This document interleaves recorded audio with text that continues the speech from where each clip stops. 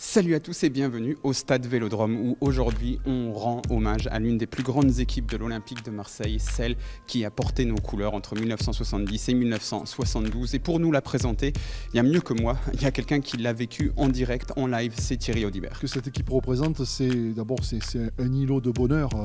Pour moi, c'est bien sûr c'est l'équipe par laquelle je découvre l'OM et le football. Donc c'est une équipe qui m'a laissé des étoiles dans les yeux et c'est vrai qu'elle a fait l'admiration de la France entière. Je crois qu'elle a rempli tous les stades parce que tout le monde voulait voir à l'œuvre non seulement cette équipe mais aussi bien sûr ces deux grandes stars qui étaient Skoblar et Magnusson. Et moi la trace qu'elle m'a laissée, c'était une équipe peut-être une des équipes qui a eu le plus de caractère dans l'histoire de l'OM. C'était des joueurs très solidaires et ça se voyait. Ce sont des joueurs qui s'aimaient, ce sont des joueurs qui se soutenaient et c'est des joueurs qui avaient tous une place très très importante, chacun à leur poste, dans leur fonction et qui la remplissaient complètement. Si on vous dit que moi on m'a dit, cet OM là c'était l'une des équipes qui avait le plus de caractère, vous êtes d'accord avec ça? Je peux dire que moi j'ai toujours dit la principale qualité du joueur, pas la seule, mais l'une des principales, c'est l'intelligence. L'intelligence du jeu et l'intelligence de la vie de tous les jours. C'est très important ça. Et je crois qu'on avait ces gens-là ici à l'OM. C'est pour ça qu'on a obtenu ces résultats-là. On était bons sur le terrain, il faut le dire, mais aussi dans la vie de tous les jours, il y avait une ambiance absolument fantastique. C'était des hommes, quoi. Et maintenant, il faut un penseur. Et ça, c'est vous. Et quand je suis arrivé, Josip a continué à marquer, à être buteur, Jo a continué à courir, etc. etc. Ça, c'était mes premiers contacts avec Marcel Leclerc. Sinon, c'est vrai que je garde notre tête. J'ai toujours dit, il n'y a pas de grand club sans grand président.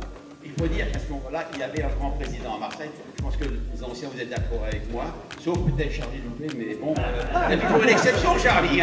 Mais sinon, on peut dire que c'était très très bon président. Faire le doublé, ça représente quelque chose de très important parce que si je me souviens bien, à l'époque, il n'y a que l'AS Saint-Étienne qui le réalise. Et à l'époque, c'est un objectif très important et le faire, c'était comme tuer le game, quoi. Je me souviens que dans l'été qui a suivi, on n'a parlé que de ça.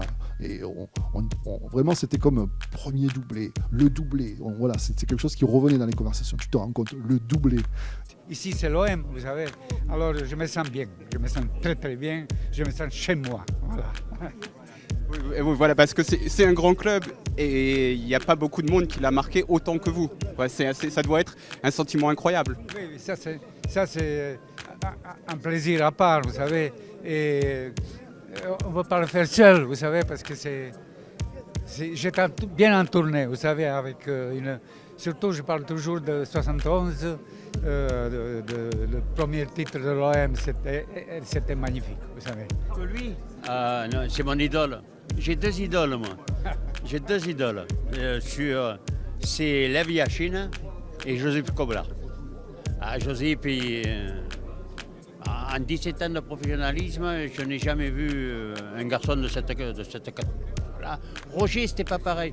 Roger, c'était un don qu'il avait. Il avait un don du dribble. Lui, il savait tout faire. La tête, pied droit, pied gauche, externe, inter et tout. Il savait tout faire. Donc, la question ne se pose pas. Hein. Pour moi, je pense que si Josip Skoblar serait à l'heure actuelle dans le football français ou même européen ou n'importe quoi, d'abord, il ne jouerait pas à l'OM, il jouerait à City, il jouerait au Real de Madrid, à Barcelone. Mais pour moi, c'est mon idole, quoi.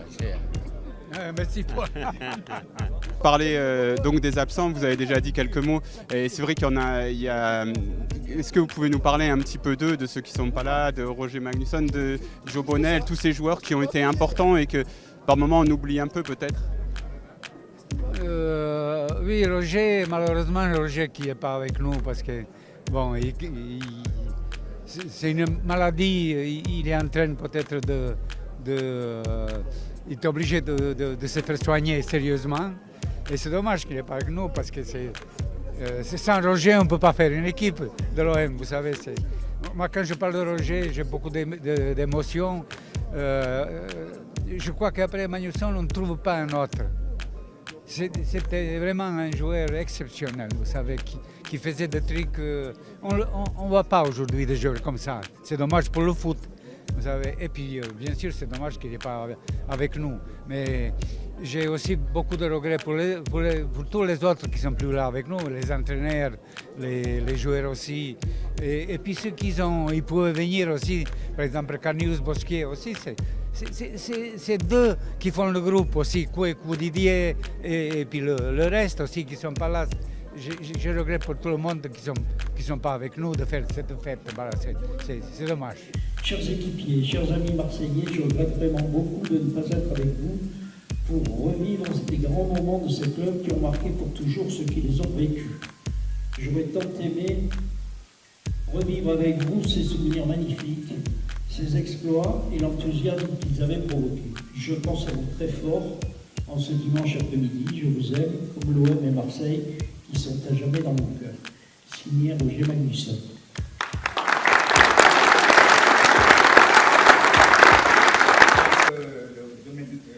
De me souvenir de mon passage à l'OM, vous savez, j'oublie des choses qui sont bien, marquer de but, gagner des matchs.